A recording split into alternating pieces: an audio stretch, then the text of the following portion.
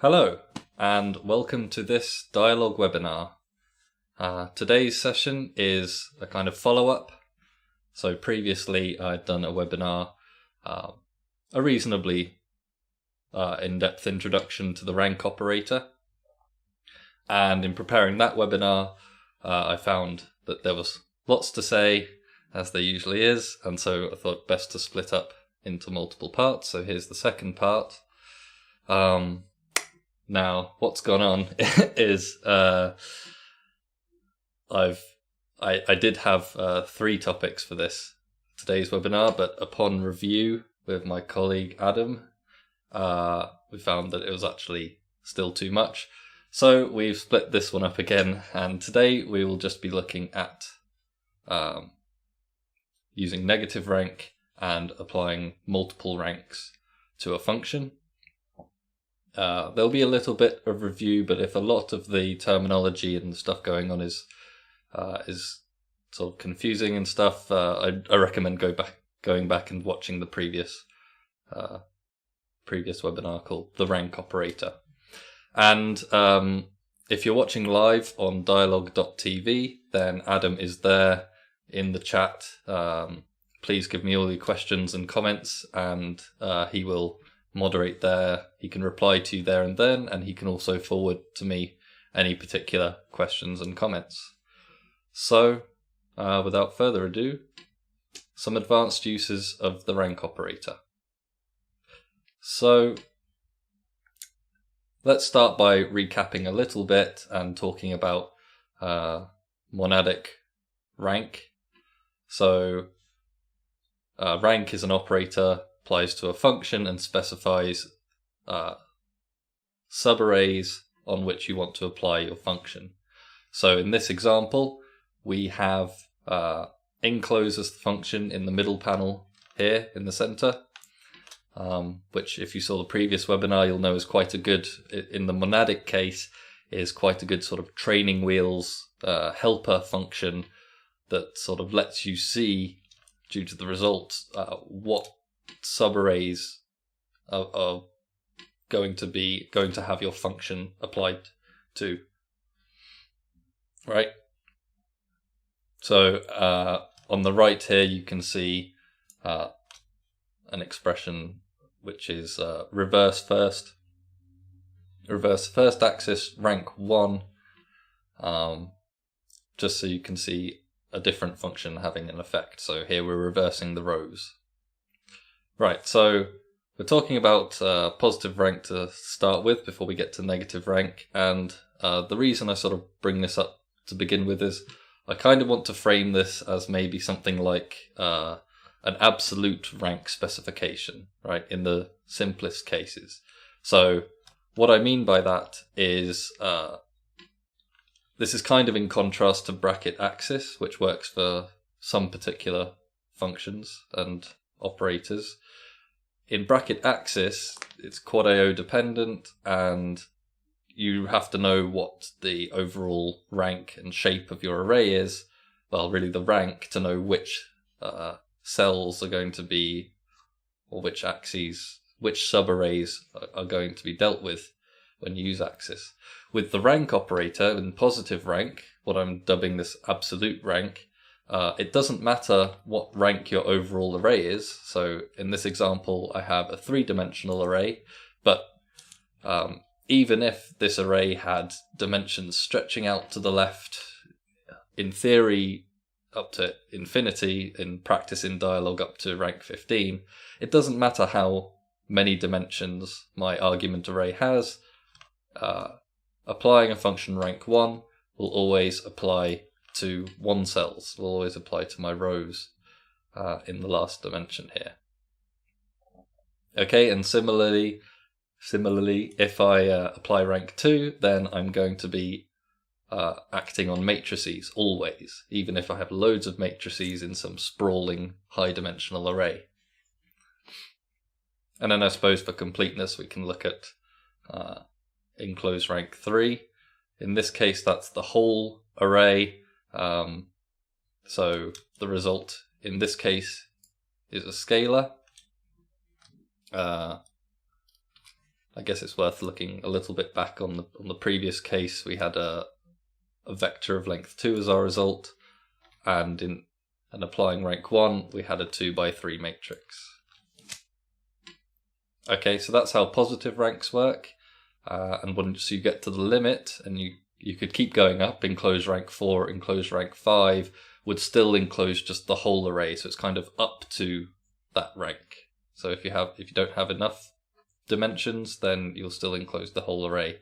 In this case, which leads me on to the first sort of relative rank that I want to talk about, and I think I mentioned this in the previous webinar on rank.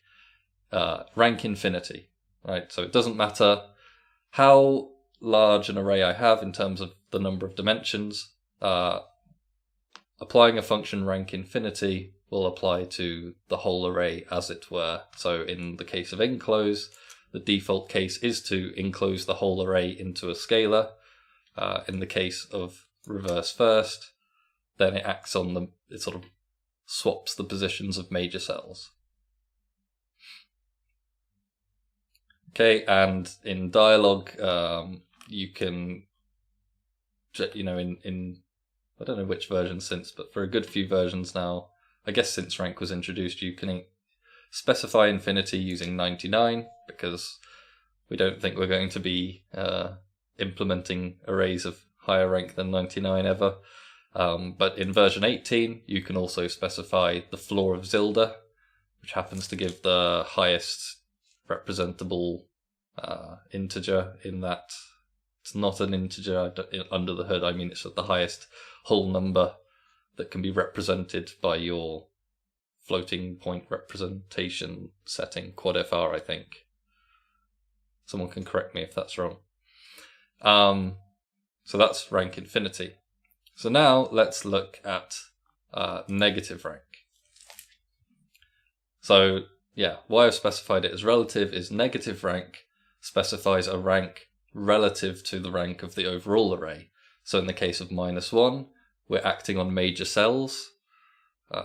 Major cells are subarrays of rank 1 less than that of the overall array. So you can see here we're enclosing our major cells, or on the right hand side you can see us reversing the rows in each matrix. Okay, we can go down even less major cells, so here's rank -2. And in a similar way that with a positive rank, you don't necessarily know. I mean, if you inspect all the arguments, of course you will, but you don't necessarily need to know, about the shape and the rank of the whole array. If it's a really high rank array, you'll be enclosing cells of that rank in the positive case. With negative rank, it kind of goes the other way, right? I could have as many trailing axes, as I want, and that will determine the rank of the cells applied to. It's how many ranks are we going to skip over before we start applying our function. Okay, and then again for completeness, -3 in this case is applying rank 0. I'm going to gloss over this point that, although I'm already mentioning it, if you apply rank 0, that's the same as applying rank -0, which unfortunately in the numbering scheme is not the same as applying infinite, because number lines are weird. So that's negative ranks. And previously I've talked about the benefits of rank in contrast to bracket axis constructs for particular primitives for which they are defined. So bracket axis is not defined generally. This is one of the things where rank is slightly better, I suppose. So it's quad IO independent. A rank 1 array is a rank 1 array in any index origin. And also you can use it with user-defined functions. But also, something that I've thought about while going through this material is the fact that bracket axis is defined on an ad hoc basis particular to each function or operator for which it's defined, right? So it behaves differently depending on what function or operator you're using it with. It's not a general definition. I think this is one of the things that sort of led to the rank operator is people have tried to define, a general bracket axis operator that fits with the syntax of the rest of the functions and operators, but you can't do it because it's defined differently depending on the function, whereas rank is not. So now we're going to look at some example. So that's kind of, there's the benefits there. It's not, what am I trying to say? Although I encourage you to use rank, I'm not trying to completely denounce the bracket axis construct. It's just one of a good number of things in Dyalog, which is like, yes, it's all very consistent and nice, but except for this thing, that thing, the other thing. So anyway, so let's look at an example.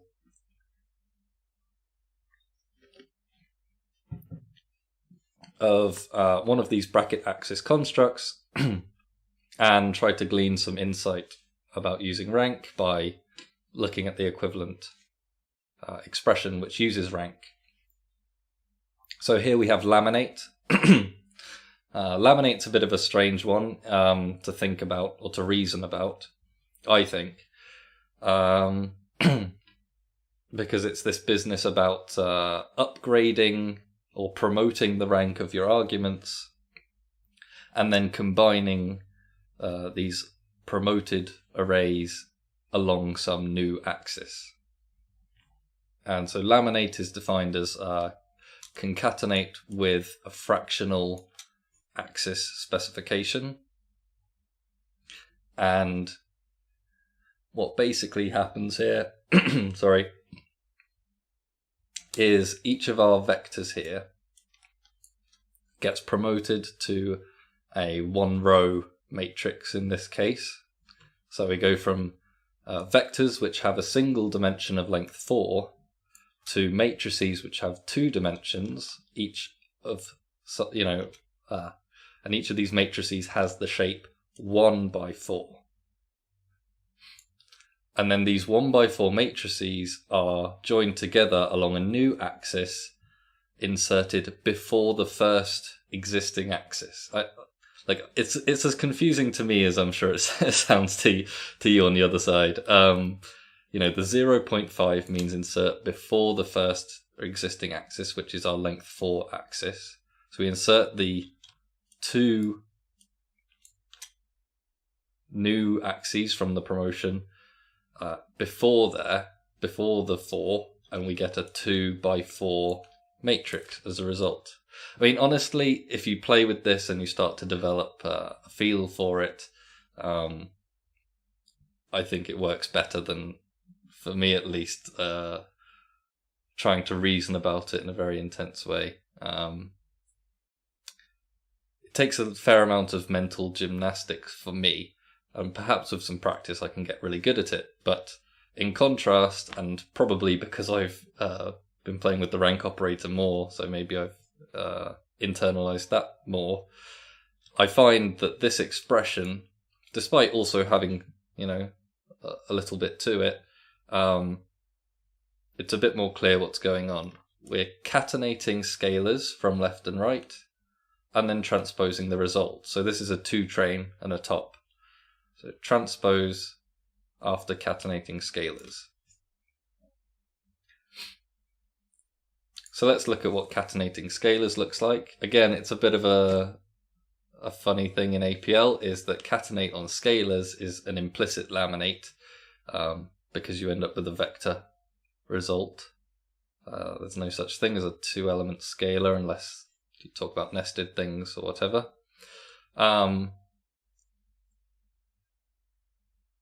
So each of our scalars gets catenated, and our result is a collection of one cells. And a collection of one cells is otherwise known as a matrix. So that's our result here. So now I want to do a sort of exercise with you. If you're watching on Dyalog.tv, please give your answers in the chat for this part. So the idea is I have an expression with two arguments, a vector and a matrix, and I'd like you to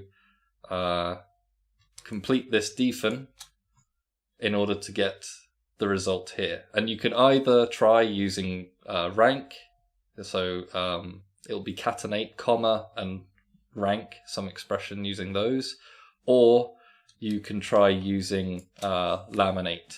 So here we've got a laminate with a quad, just fill in the quad with some fractional number or some half integer, so 0.5, something 0.5.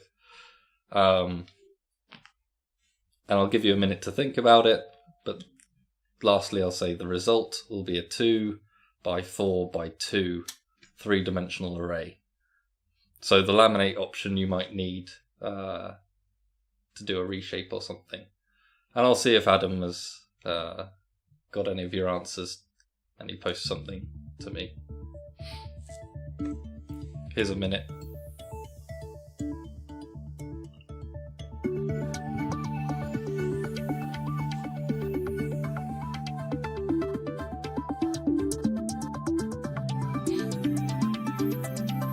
A minute might not be enough, but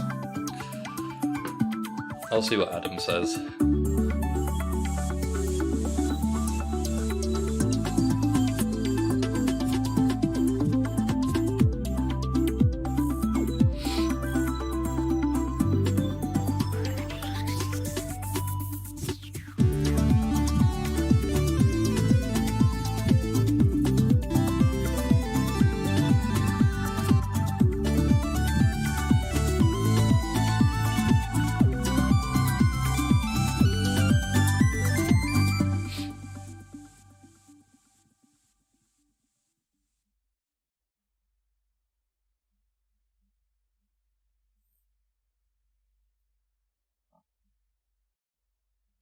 Okay, so whether or not you've had a go trying to solve this, either with rank or using laminate, I'm going to sort of show you my answer now and go through and sort of talk through how it works, and then perhaps if I see anything from Adam by the end of my explanation, we can look at some answers from the audience. If not, I'm happy to just carry on. So, okay, I'm not saying, okay. So, I'm going to look at the rank version first. So it's a bit sneaky, really. This is where I'm introducing multiple rank. The solution is to use catenate with rank 0 and rank 1. So yeah, a bit devious there, if I hadn't really primed you for that.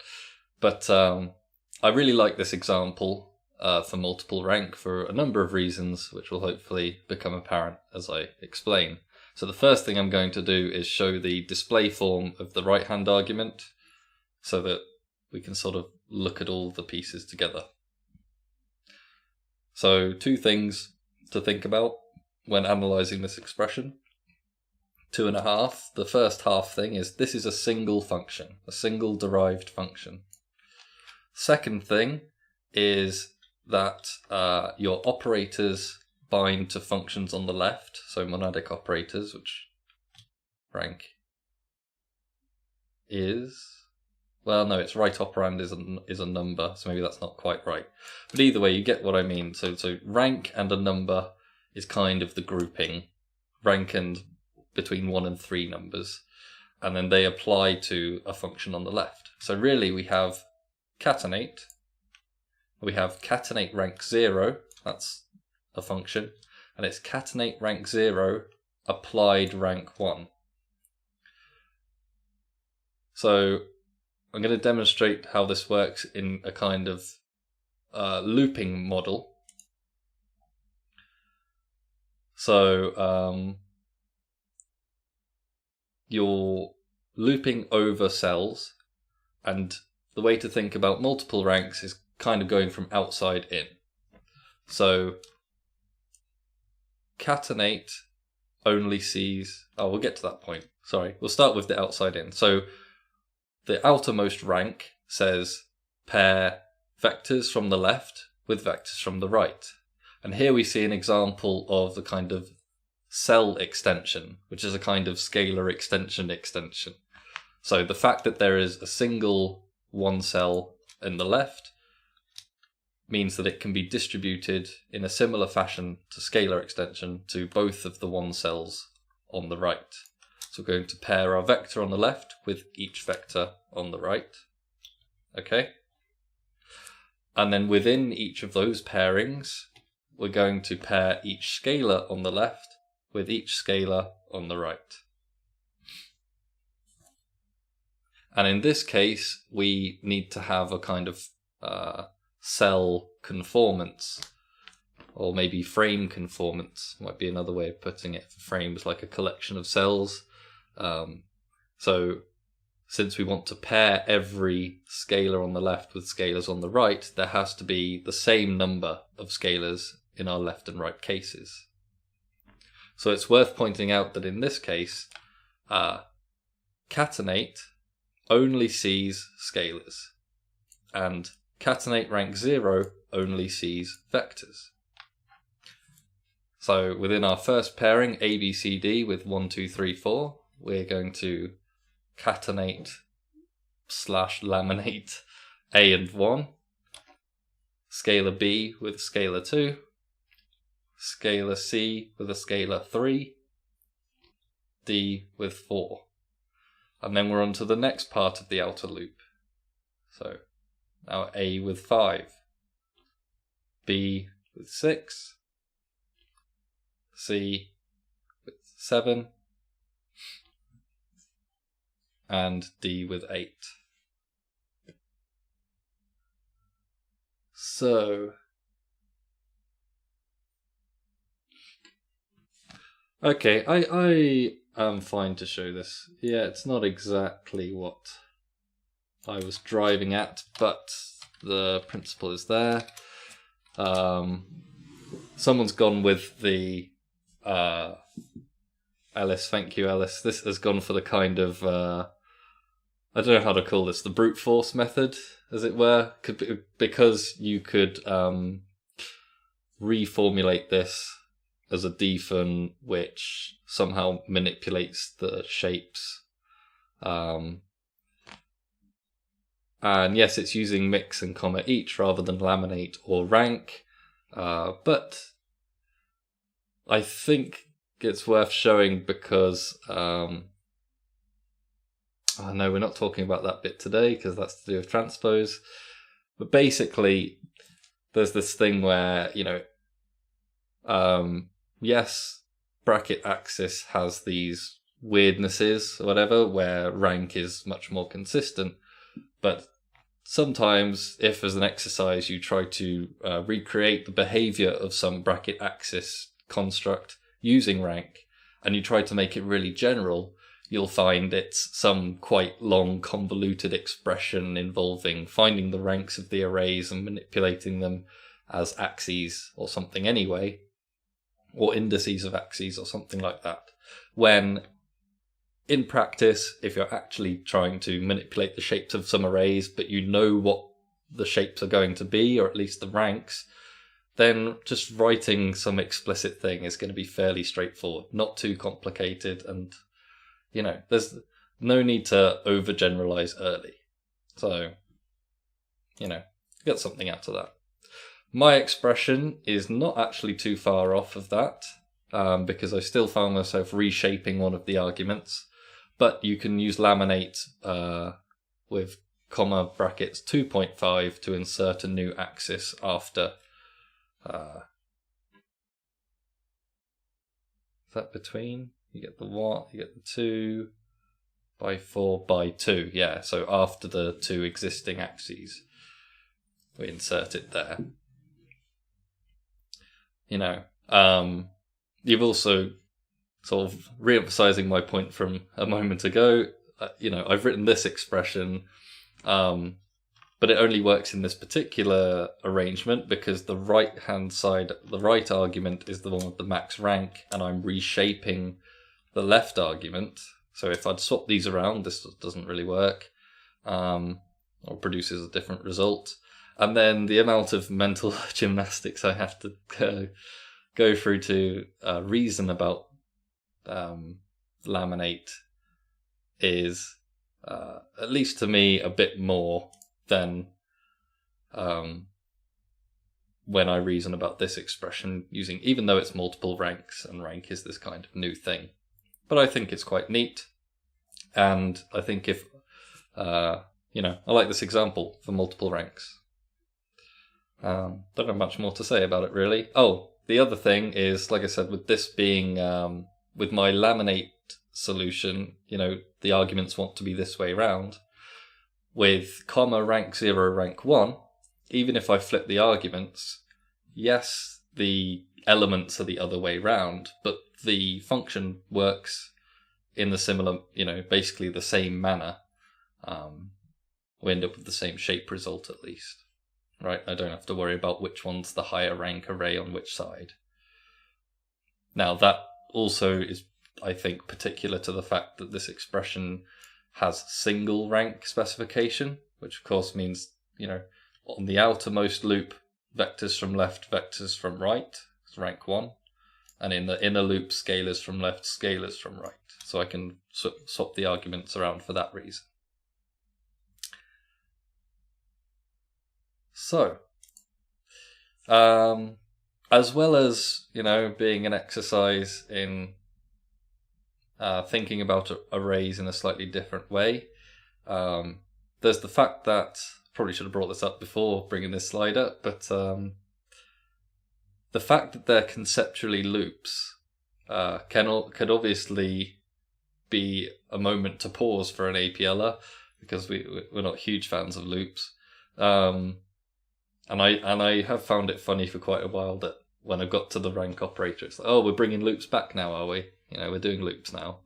I thought we weren't interested. But while in the general case, it is a loop, and if you have a user-defined function, the general case will be looping under the hood, so you could suffer some performance penalty there.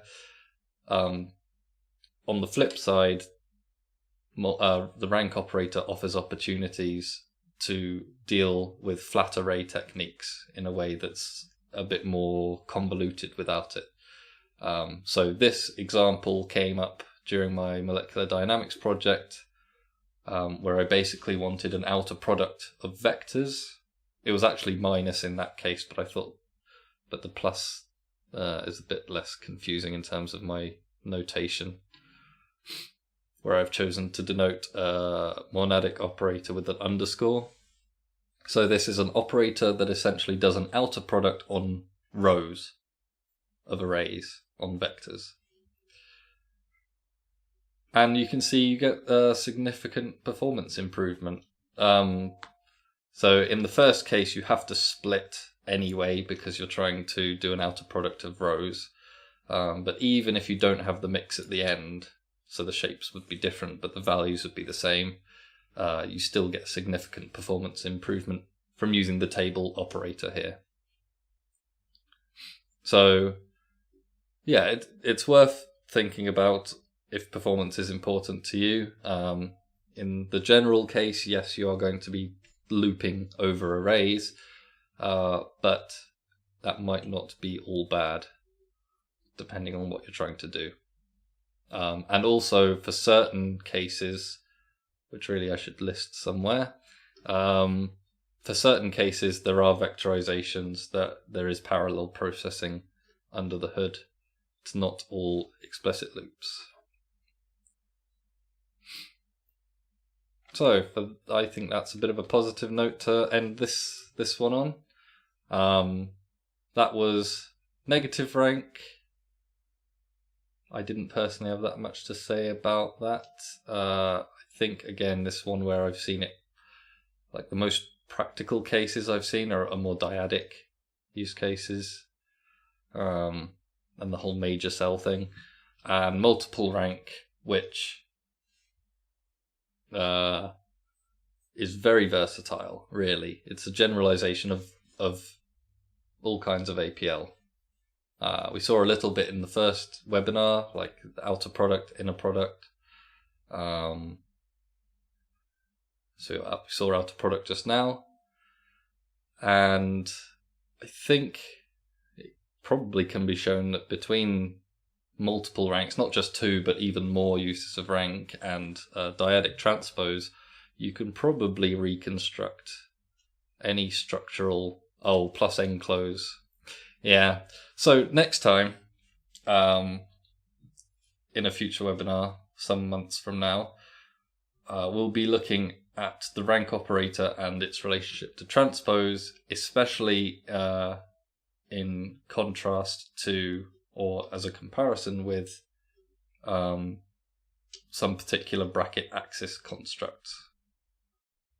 And there we'll see some really general stuff.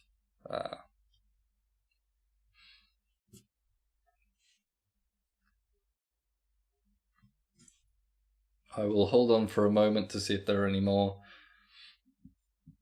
questions and comments about this, but I thought this was enough for one. The rest of the content would have taken us well beyond an hour. The next Dyalog webinar is in a couple of weeks. I can't necessarily promise that this will be the final installment, but it is part 5 of Language Features of Dyalog version 18 with Adam.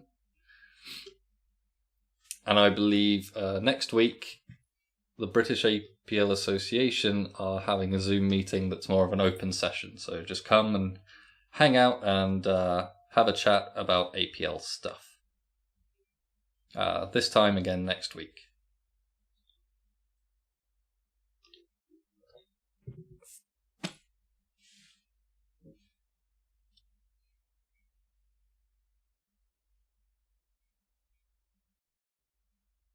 Cool, so I just want to say thanks very much, everyone, for watching. Oh, no, I've got to hang on. Should I play the jingle? Yeah, and I apologise as well for the... there's like at least a 30-second delay between me speaking and people watching live on Dyalog.tv via YouTube. If the two applications of rank can be done separately.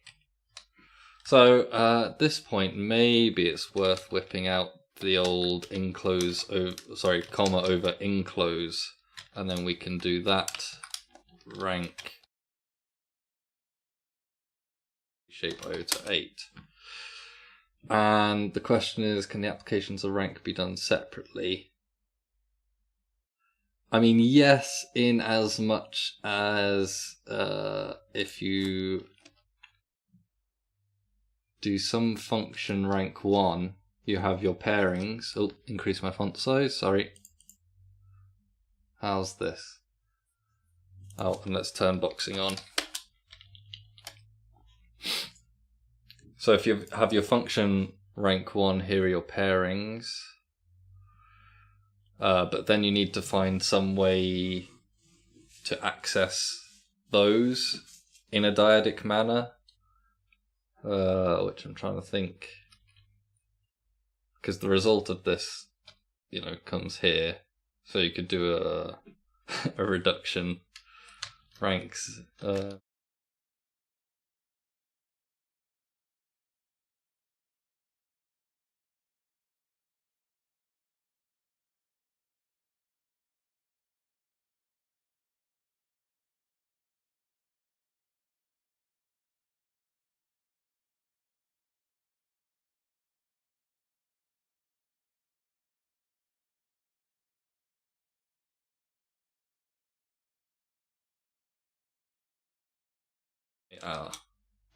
That's what happens when you type APL. How far did we get before I disappeared? Right by, so thanks Adam. So you can do a reduction, yeah, which is a little bit awkward. The other thing, if you want to investigate, I'm trying to think about how to interpret the phrase do the applications of rank separately. So that's a question I've just had come in a little while ago. I think it depends on your function, because if I'm catenating rank 1, now I've got these mixed vectors. How am I? I've got mixed vectors. How can I zip these up afterwards? So anyway, yeah, the last thing, I guess, unless I get further feedback, that's worth showing, yeah, is this defend TC trace operator, which I think is comma TC rank 1. Yep. And basically you have a function, and then TC, function TC means trace through each step of this function, and we can then see how each set frame is paired up, how the cells are paired up, right? So this shows us A, B, C, D, apply dyadic catenate, 1, 2, 3, 4, and here's our result. Same with the second pairing. Not again, that's why. Okay. I know what the issue is as to why I'm disappearing, and I'll try and find a way to fix that soon. Then, yeah, so if I add the rank 0, then you can see how all of the scalars get paired up in this case. Ooh, we have... Okay, so this is another version of the reduction. Oh, this is the same thing I wrote, but with a mix on top. I thought it wasn't worth writing the mix. That's actually exactly it. So, yeah. Do the applications of rank separately. I think useful exercises for getting to grips with the way that multiple applications of rank will loop over cells, but you're going to find it frustrating when you end up with a result that can't be used immediately dyadically. Whereas if you apply multiple ranks, as I've shown previously on the one dyadic function, then all of the paired up cells are going to, the function is going to see all of those cells in a dyadic sense. I can't think of a way around that right now.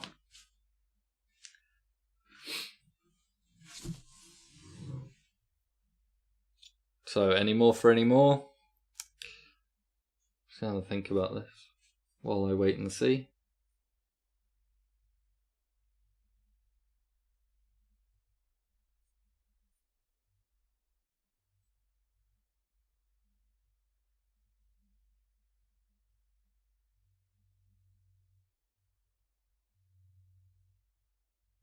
Yeah, the problem is you get a result out, and the result can only be accessed monadically unless you do a reduction. I have another one. I have a problem using rank. Did it on the direct Kronecker matrix product. Right, so that's the just times two matrices together. Let's take these and do something a times naught rank naught 2 with apple rank. With application of rank, I hope. So let's do...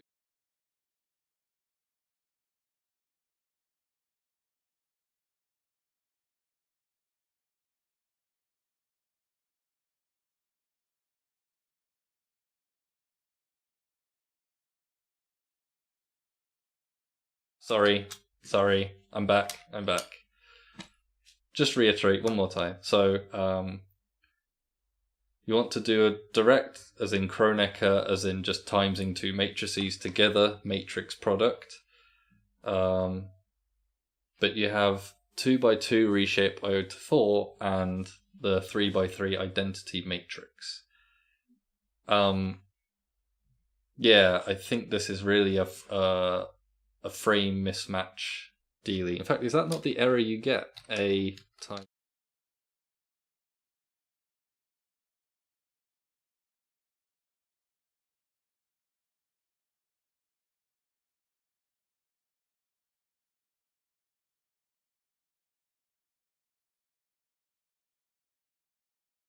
Not again.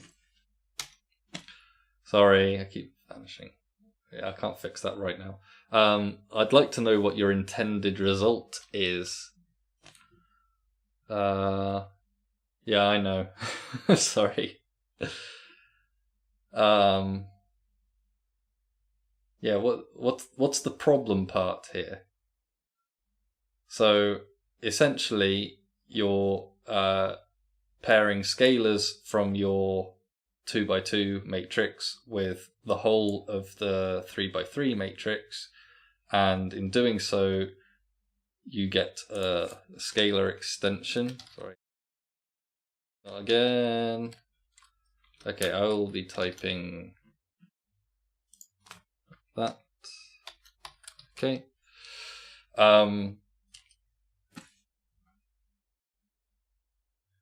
Yeah, I don't know what the problem part is. I can explain how it works. So, you know, each of your scalars from your 2x2 array gets extended. Let's enclose the matrices. Each of those scalars gets extended across the whole matrix in each case, and so you end up with this replication into a higher rank array. So yeah, so my question is, what's the problem bit? Did it on the direct product?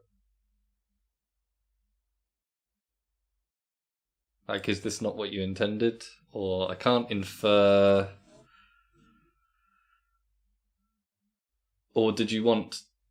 Well, no, because if you want 1, 0, 0, 4, then that's just multiplying A times 2x2. Reshape 1, 0, 0. No. Not 1. Nope. 1, 0, 0, 1. Yeah, like that. So I don't know. Thanks very much for your feedback. I do apologize that the interaction is so stilted.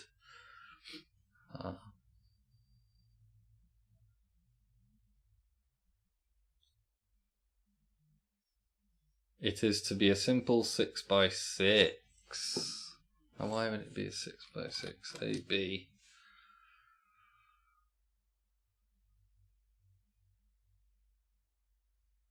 Because you want... Oh! Ah, right. So look at the shape of this. It's a 2x2 by 3x3. And really, what can you do? Merge the first... Let's make it a 6x6. It's a transpose issue, I think, with some merging. Merge 2, 3, end up like this. I can't merge disparate ones, but I can transpose this, so it's the 2, 1, 3. Shape there. And I can merge the last two. So, in the next webinar, we do a lot on, on the next webinar about the rank operator and transpose, we can do loads of this, which is dyadic transpose and merging axes using Ravel with axis. I don't know what that's about. So, so you can sort of force it together like this. Another thing we can look at, so I've been told to look at enclose a top times rank 0 2. This came up, didn't it? It's the same dealie. This one is the same. Now, Adam, if you can tell me how we solved the merging of or having the axes all together part.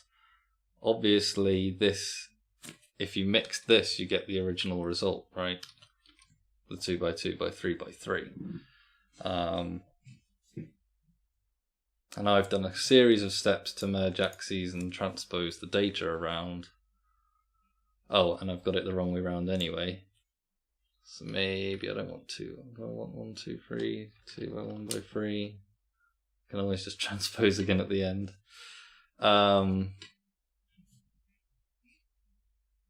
But yeah, I don't recall. What is the... Because we saw this in the APL Orchard, this exact problem came up. Someone had managed something like comma slash, right? Nope, not quite that. No. Oh, and then somehow you merged them together, which I can't remember again.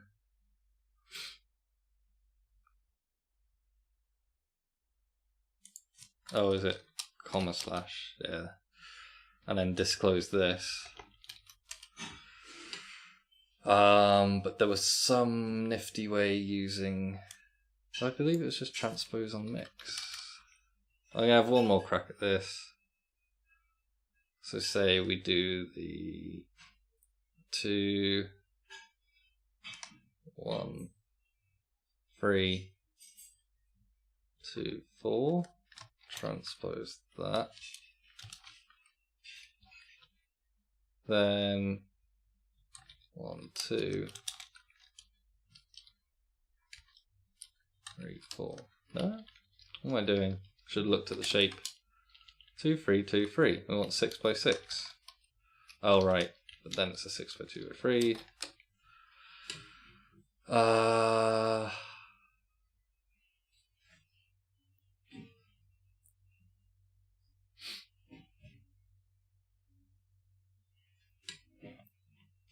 course, I could try the old...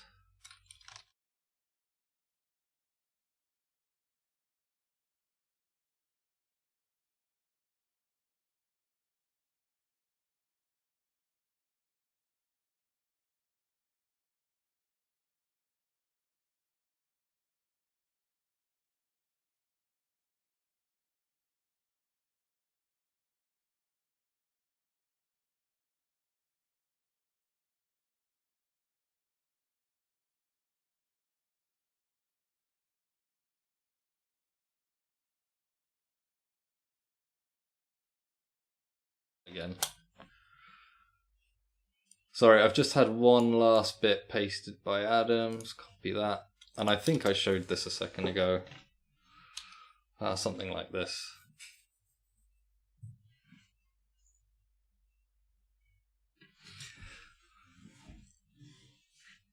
So after... Yeah, so this is a good problem. I think I'll save this example and bring it up in the next... the webinar the future webinar on rank and transpose. Because I believe... Yeah, the problem is the grouping of axes. So in each case,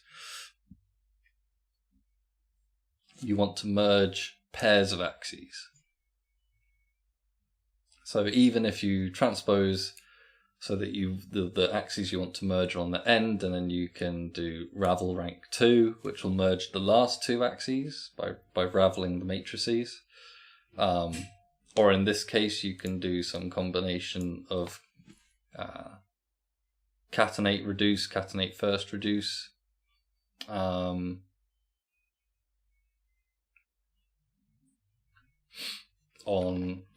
the enclosed matrices. Either way, because you're trying to, you end up, so your rank expression has given you a 4D array, and you want a 2D array by merging pairs, two separate pairs of axes. So from that logic, I'm not sure there's a way to do it in one, as it were, like to do a single catenate that will merge the axes separately. I'll have a further think about it, and we'll be addressing exactly these types of things in the future webinar on rank and transpose.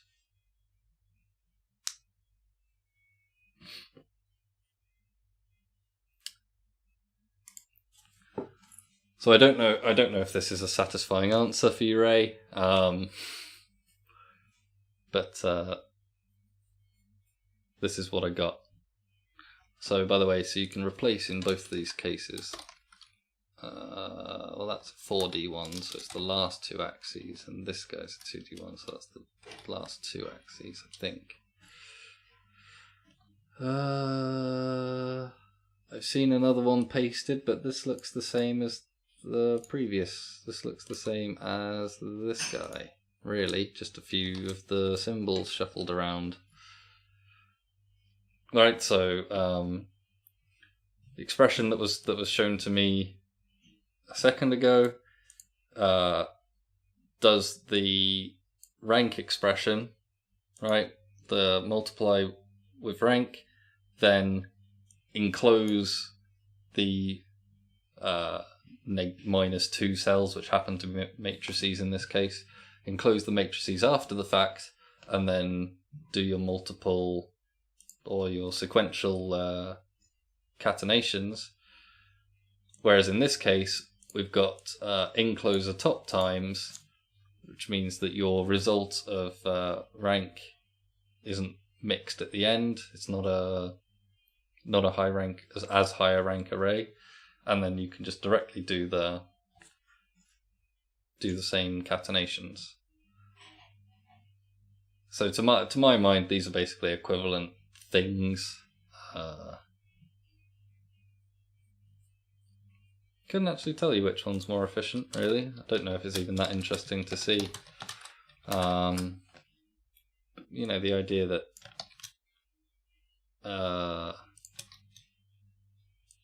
you know, whether you enclose during the loop or enclose after the loop. Let's have a wee little look. So enclosing after the loop is apparently significantly less expensive.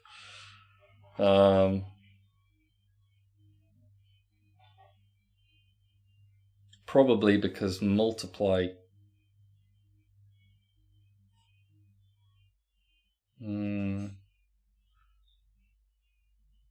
maybe it's the number of times.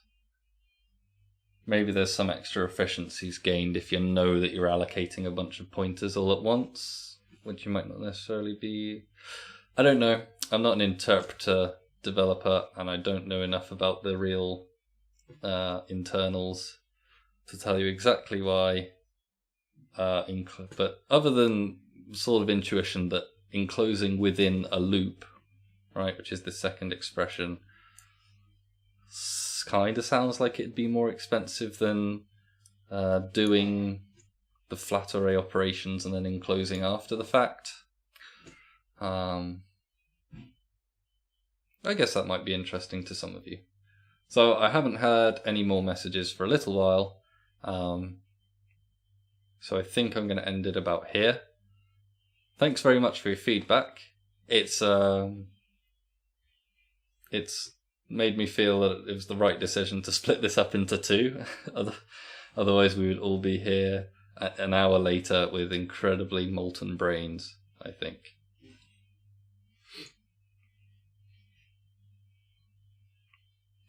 So, unless something else pops up while I'm doing this outro, I will say once again, thanks very much for watching, listening, participating. As I said, the next... it keeps... Okay. Hey! Oh, okay. This is Adam saying, yeah, okay, I'll show this one last thing, which I'm pretty sure, again, I might have vanished partway through doing it. So there's this, which I did. Oh, right, he doesn't need the extra transpose. So my version needs an extra transpose. Adam has just sent me this, where he has correctly done the initial dyadic transpose. I'm still getting a bit to grips with it. So the point is, and this is a little bit of a preview for the next rank webinar in a few months' time, but if we look at the shape of our outer product, as it were, this times rank 0, 2, it's a 2 by 2 by 3 by 3. We do a dyadic transpose to move the first axis third and the second axis first. So that was what threw me off, I think. The fact that you have to flip, even though they're the same length, you have to flip those ones around to get the values in the right place. Then you move one of the 2, 3 pairs to the end. Then you can do ravel rank 2, and it merges those last two axes essentially by raveling those matrices. Then you do another transpose to move the final length 2, 3 to the end. Let's have a look at this. So you want to move these axes of length 2 and 3 to the end. So that's this 2, 3, 1 transpose. And then you can do a final ravel of those matrices and you end up with... So I guess that's it really. I had kept things in the same order, but in the end you transpose it anyway because you need to move those axes to the end. Adam has found a way to do it a bit more smoothly. And... oh, go on then. Lastly, we'll take Adam's expression. Which is this guy. No, which is this guy here. Alright. And we'll stick it in runtime.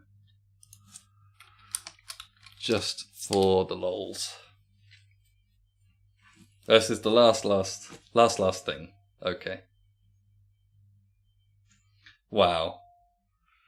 So flat array techniques win, which is kind of part of the point. I think, again, when we talk about anything performance related, we're really interested in low development time, right? Problem solving time. Just get, and if you can think about things in a more intuitive way using nested arrays, then you're probably going to be fine, and you'll get the problem solved. If later on you find that it's a bottleneck, then being aware of various flat array techniques can help. And even then, you can choose to think in these two different kind of array shape models, one being the rank and cells version, and one being the kind of axes in a hypercuboid thing way of looking at it. Because what we'll see in the next rank and transpose webinar is how ravel with multiple axes, which will merge particular axes, how you can obtain equivalent results using ravel with rank plus some transpose. So I imagine you can definitely write a shorter expression using Ravel and multiple axes, but we'll get to that in a couple months' time on the next one. So I think that's more than plenty enough for the last time.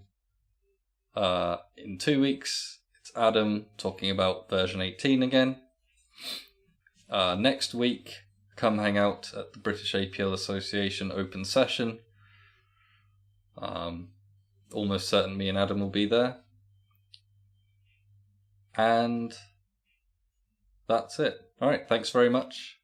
See you around. Goodbye.